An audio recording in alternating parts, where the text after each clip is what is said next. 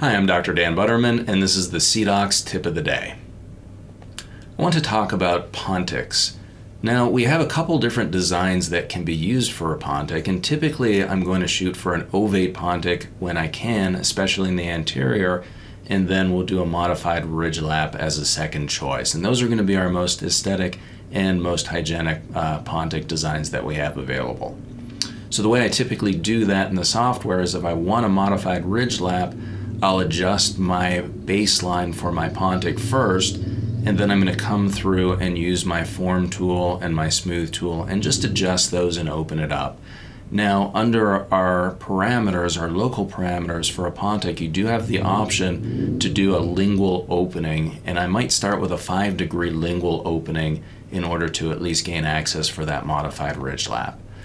Now, for an ovate pontic, provided that I've created space for that, and typically I might use a burr, this could be an immediate with an extraction site, that's going to allow me to use my shape and my circular tool, and I'll create the initial ovate shape to that pontic.